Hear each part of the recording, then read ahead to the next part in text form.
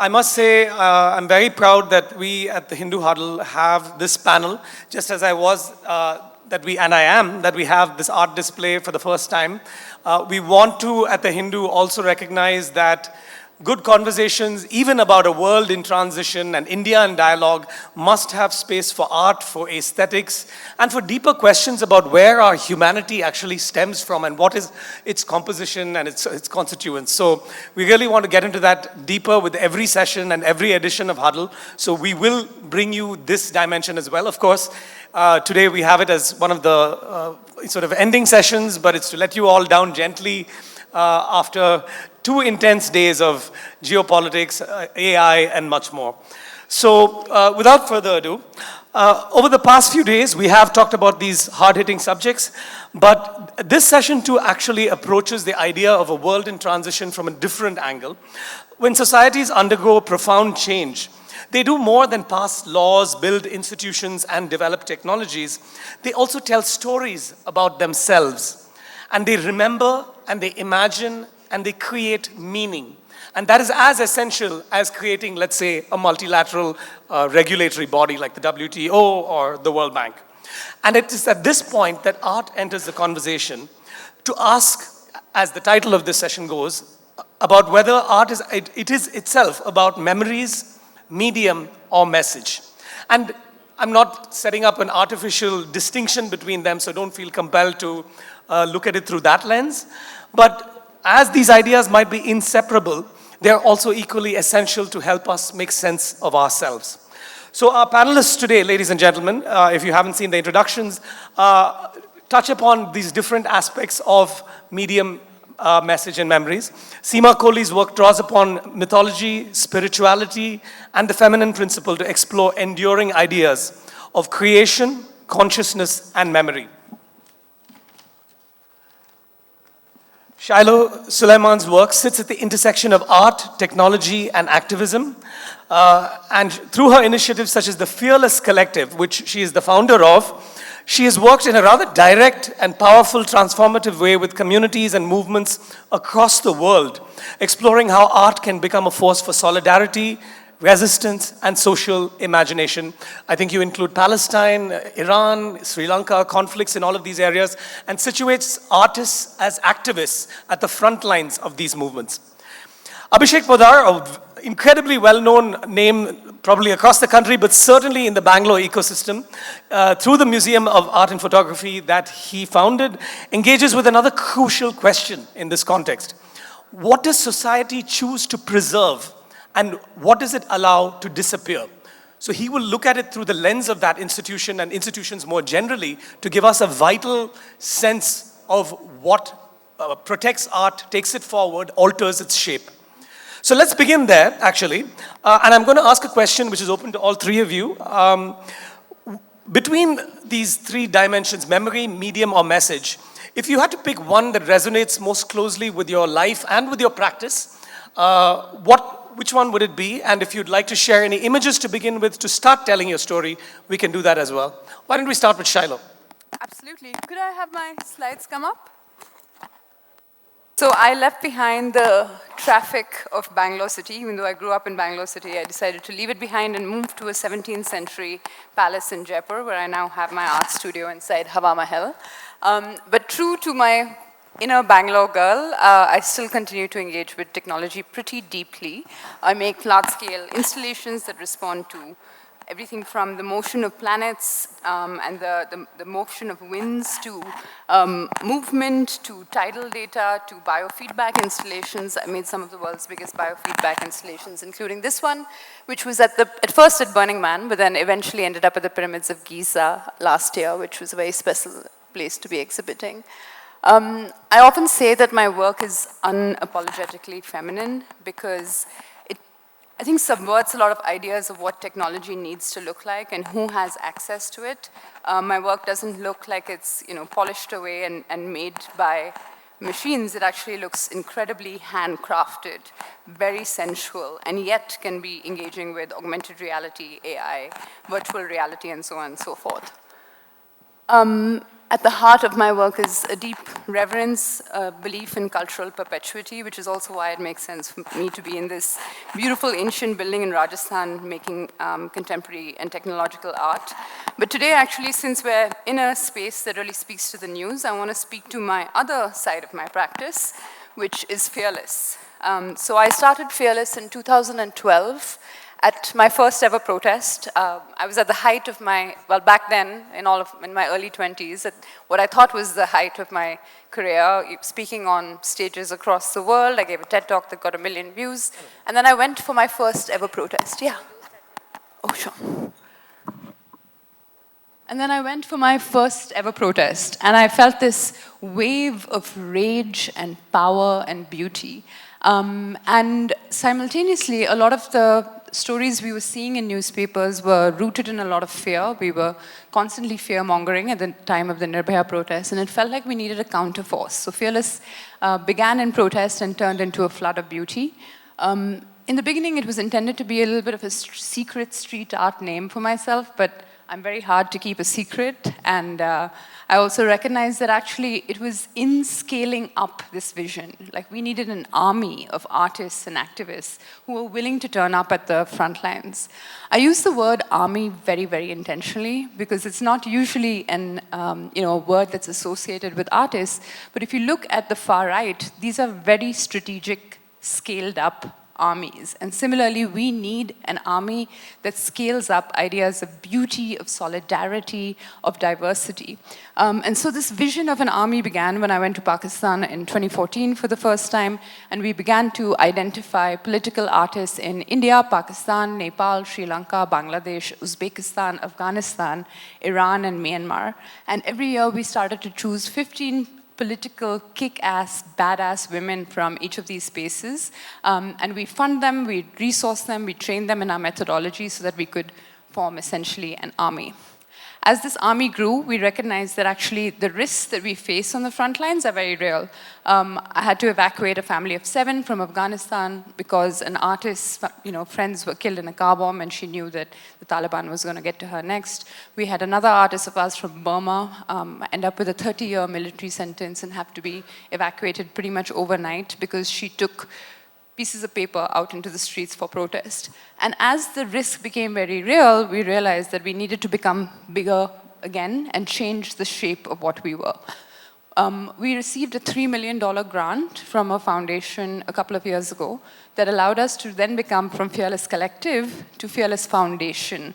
That would not only turn up at the front lines of different political movements and create art, but also network political artists, resource and fund the creation of political art across borders, and finally protect these visionary and often tender, brave beings that turn up at the front lines and then face very real consequences for their bravery.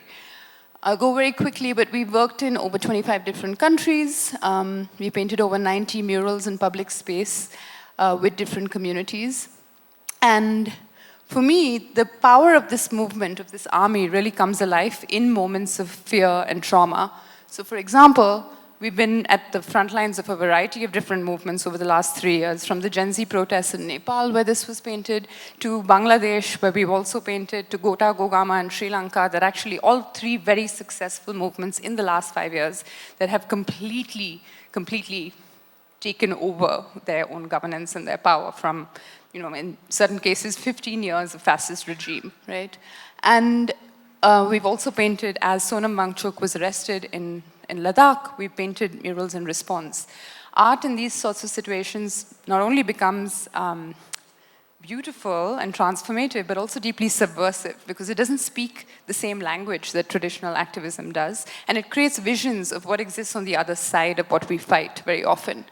With the Palestinian crisis, that for me was a classic example of how we were able to activate. I feel like with the Palestinian crisis, so many institutions failed us, and we were able to pretty much instantly mobilize after October 7th 50 artworks across South Asia that spoke to beauty and solidarity, and also the historic solidarities between South Asia and Palestine. This was then made an open source archive. People could print it out, take it out into the streets, and paste it up all over the world, from cities in Berlin to Indonesia and beyond. as soon as the ceasefire ended, we happened to be at COP in Dubai, and so we were able to actually host a huge protest in front of the Israeli pavilion that again spoke to the poetry of Faiz Ahmad Faiz and so on and so forth. And finally, as the student encampments kicked off, we were able to actually paint a mural in the heart of empire in London with the Palestinian youth movements that spoke to, again, these historic solidarities. Just very quickly to end, very often when people ask us, or they look at art, they look at it as being this like ephemeral, beautiful, frail thing, and yet turn to the streets of Sudan and it's a woman on stage who is singing in the revolution. Turn to the streets of Bangladesh and it is the hand-painted pavements that bring in a new empire.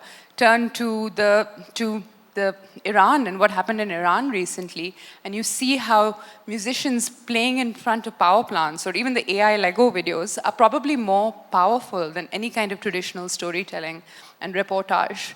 So artists are not just mirrors, but actually makers of the world. Fantastic. Thank you, Shilo. Seema, would you like to go? Can we have her I think slides up? this is better. All right. Thank you, Huddle, and thank you so much, Narayan, for hosting us. Do we start with, for me, art becomes a memory. It is, I really tap the conscious, subconscious, and unconscious, or even layers before that, under that, and that is the well I go into. It is very simply a dialogue which I have with myself.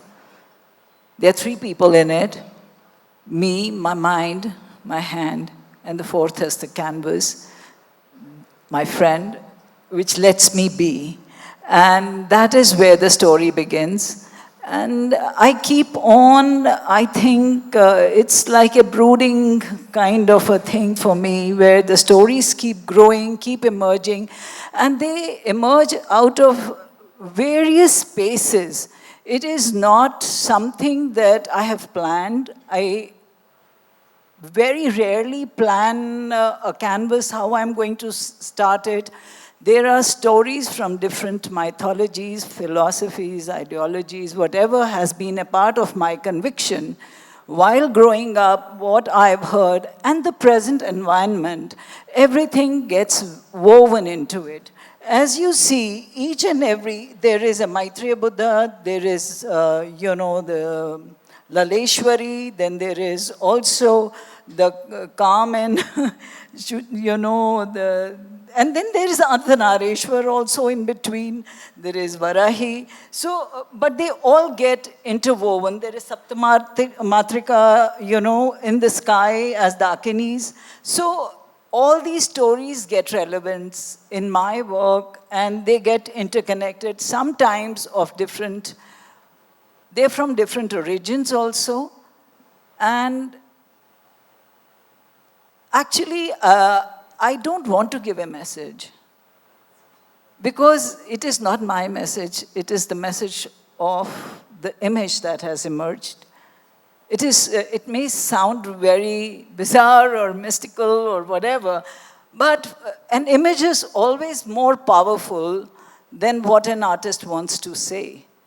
Because for an artist, my words are very limited, and the images carry much, much more heavier meaning to the person or the audience who is watching it, who is relating to it. And that's the only reason why whenever we are talking about anthropology, we are looking at the past, we look at art. We do not go to anything else but to art. Whether it is BC, AD, whatever time you want to go into, it is the art that connects us to our present, to our contemporary life. And that was a contemporary life at some point. So all art is contemporary to me at some point. It is saying something about the people, about a particular person, about a particular society, or a particular reign, or whatever, religion you want to talk about, philosophies you want to, everywhere we have to look into art of that time, whether they are cave drawings, whether they are any kind of monuments that we see today. So everything gets connected to art. And for me, that image is what I revere. That image is what I sort of bow down to. And for me, it is something that is constantly a magic that is constantly happening in front of me. And I see that happening because when I hear somebody who is probably connecting with my work or looking at my work, their story is absolutely different than mine. It can be shown anywhere in the world and they connect. And that's where I find that the image becomes more powerful than the art. And my art is all evolved over years, I must say, as anyone's probably.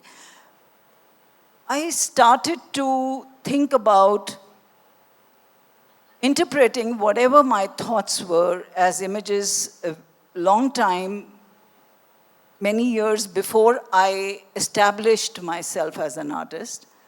And I went into the philosophy of different spaces and faiths.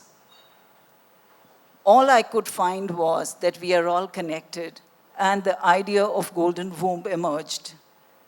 The idea that we are all connected with each other through one single space, one consciousness. And that inspires me, and that's how it got connected to my memories, to the different things that probably the environment in which you grow, the trees and the rivers, which you get aware of and which you find so immersed in, they are already within you, they are already flowing in you, and that is the beauty of art for me. That's how I connect with each one of us. That's how I connect the imagery to the people and bring them into my art. As soon as you talk about one single space, one single womb, and the way we are connected to it, I would just like you to think about the idea of breath. Whatever I am breathing, it is you.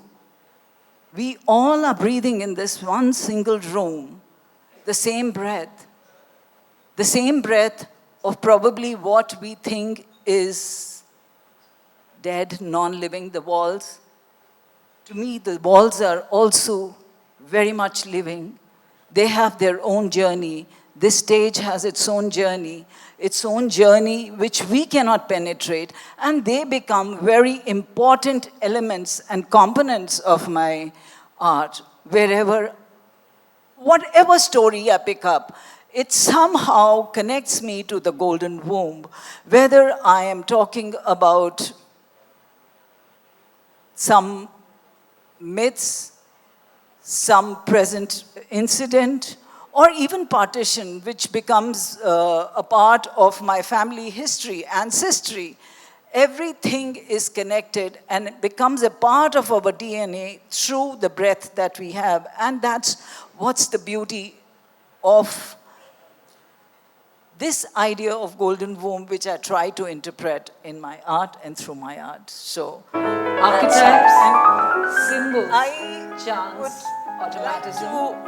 It can go on, I think, Sanjukta, and I can speak in gesture. I take the crutches of different mediums, of performance, of sculpture installations, of course, painting, of printmaking, of, photography. Each and every medium becomes as an interpreter for me, for my images, because the images are demanding it. It's not something that I have demanded. It is something that the images want. They want a certain change, and that change sort of moves on to different mediums. And that's what we are sharing. I think in between she had stopped the thing. It was going? Okay. So this is a sculpture which was at the Sundar Nursery for almost 6 months. You know, it is a wooden sculpture of, it's called Spirit of the Forest. And we can move on, I think, a little faster now, because otherwise, so they become immersive also at some point, and everything integrates into the idea of Golden Womb, where the painting, sculpture, moving image, and performance, they all sort of integrate together to make this idea a complete whole. I will stop at that, and I'll want you to see the imagery. If it can be moved faster. I don't know.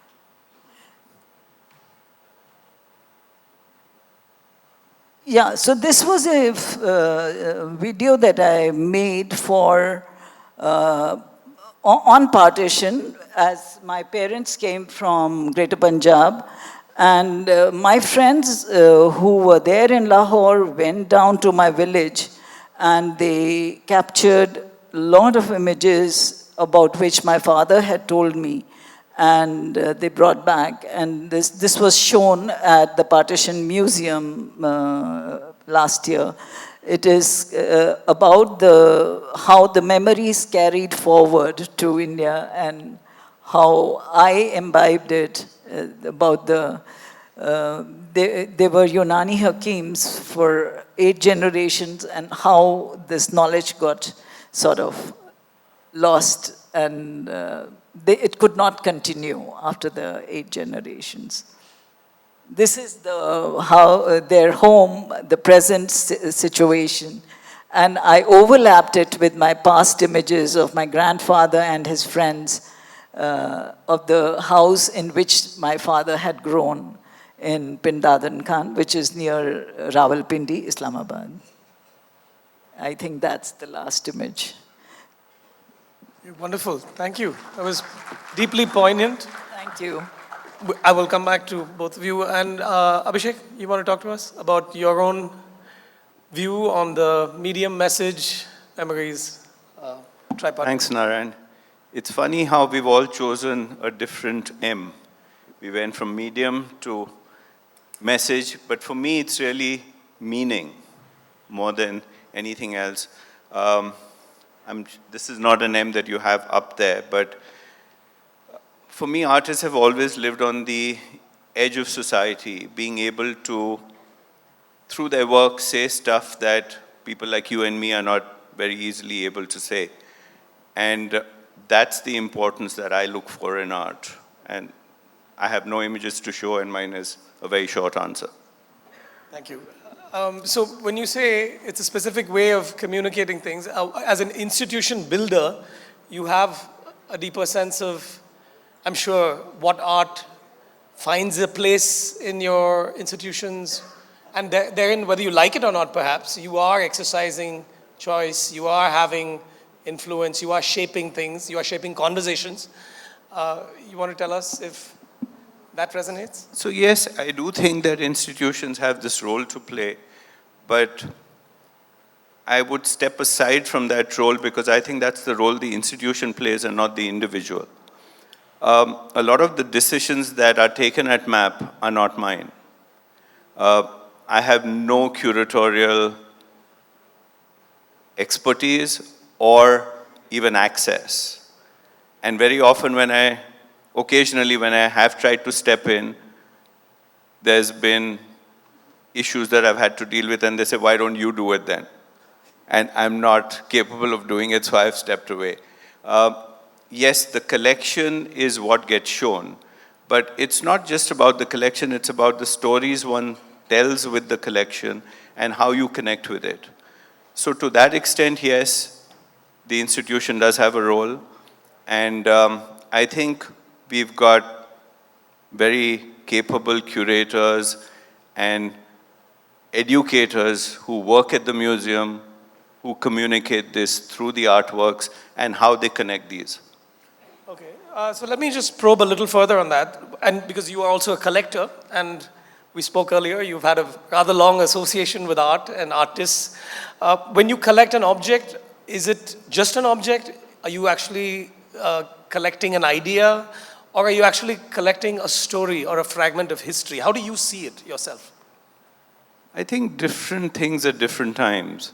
Sometimes it's just an object, sometimes it's an idea, sometimes, and also I think, Narayan, how I collected as an individual has changed from how I collect for an institution. I don't think I had that responsibility when I was just buying something for myself. But there is a lot more baggage that you carry sometimes because of this. Is it firstly going to be museum worthy is the first question you ask. What is its role in the museum and what story is it going to say? So these are the other things that I never had to contend with earlier, which I'm doing so now. Fantastic. So let me come back to Shilo. You spoke very poignantly about the message aspect of art, and you're very personally involved in a number of movements. How do you account for the fact that we live today, and this goes back to a world in transition theme, that where values seem to be shifting, people we saw as oppressors and victims changes over time, new allies join, some people drop off from the movement, even become hostile to it.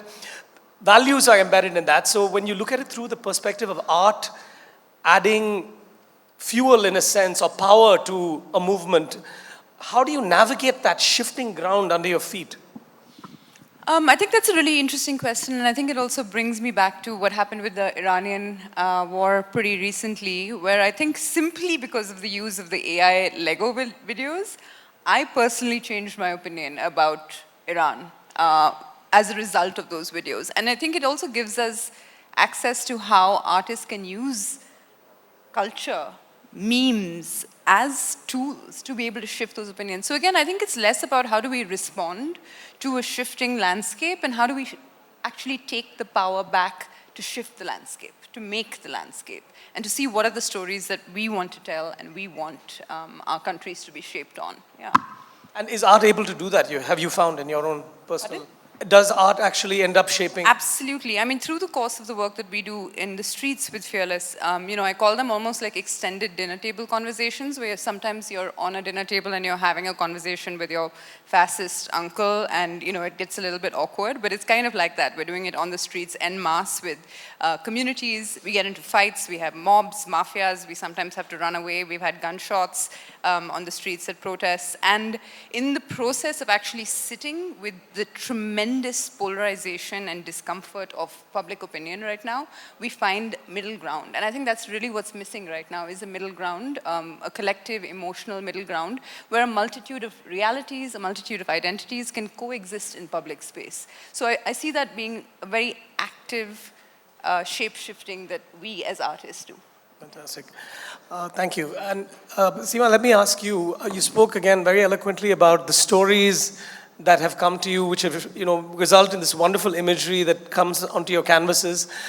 Were they shaped, you did allude to partition in the video, were they shaped by a specific narrative, storytelling that happened in your childhood? Because there's a certain genre that your art belongs to. I mean, of course, and it defies genres as well, because you also defy mediums, but your particular history and childhood. Childhood was a time when I think because we just had independence and my parents came from across the border, they were really energetic about the fact that they were making a new India, a secular, new, independent India, which was their country. And the word secular is no more in use, but it was that kind of an atmosphere where my grandfather was a very learned soul, and I believe he was a very liberated soul, and he, in spite of the fact that he would tell us stories about all the mythological or the scriptural, the Vedas and everything, but each character was human. Each character was having flaws and very human characteristics who grew up due to their work and hard work or whatever. It was a child's outlook I'm talking about now that you've asked me. So everything seemed very real. He was a Hafiz Quran, you know, like Hafiz Quran is like you see Quran Sharif right in front of you, you know it by heart. Not only the verses, but the meaning of it. So a lot of imams and people were coming into our house and discussing it with him. His best friend was a Sikh who was like a, tribal god for us, all of us. Like he's no more physically, but the whole family, he used to come and we were taught a lot of things about Sikhism, but that's what Punjab is all about. You know, it has many, many rivers flowing into it, many cultures flowing into it, and that's what was the essence, and that's what I grew up with. And I realized that your faith is a fragrance. It's a fragrance that you carry. It is an essence, more subtler than the essence also. It's just, you cannot see it, you just can feel it. And that's what I wanted to talk about. Whenever I'm talking about Persephone, which is Greek. But at the same time, I'm talking about Ardhanarishwar. At the same time, I'm talking about the Nath Panthis, where I'm talking about their Dhamal. So it is, and the Sufis and the story of Rabia, Laleshwari, everything going, weaving into it. And that's what mind does. And that's what I called, that my work is like cartography of mind. You know, where the mind is going. Our mind doesn't stop at one place that, okay, this is the story and this is what is going to be. For me, that it's where I'm not mirroring myself, right? And I like to just go with where the mind is going. Okay, it is, and that's, I think with everyone, you cannot think about one thing, you stop at one, and then your mind takes you to another, and then there you are in your childhood when you're 3 years old, and then you see your grandfather passing away, and so many things. So that's what I do, and that's what is the essence of my work. I don't know if I gave the right answer. No. I wander away. Sorry. No, you did. I just wanted to give a glimpse of where your passion comes from and the deeper inquiry, if you will. Abhishek, a question to you. There is, of course, a perception that art can sometimes be seen, according to some, as an elite preoccupation with elite access. And there again, the question of institutions and, throwing open the doors and movements that bring art to the public matter a lot. In fact, I would ask this question to Shilo too, who's actually taken to another level where you actually engage with people and impact what's happening. How do you see that as in India, our movement towards more open art, more accessible art? So it's true that in India, there is this perception that art is elitist. And I think I would largely blame this disease to the press. When I was growing up as a kid in the 70s, every paper, every magazine, every issue talked about art. And it was not elitist then. It is the auction results and the wine and cheese openings and how much the prices have gone up and the celebrity status that art has gotten, which has been hyped up by the press, that it is perceived to be elitist. To be fair, there's a whole ecosystem. We are one, I admit. You are a large part of gallerists, it. And I'm sorry to brokers. say that. I'm not saying it's the Hindu, but it's the press in general. And where do you read about a great art review? It's a rare sight in the Indian press today. So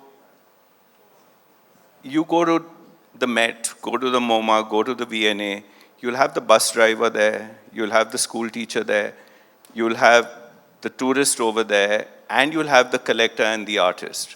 But in India, go to a museum and who do you see there? First, I doubt you would even see the staff of the museum there for most museums.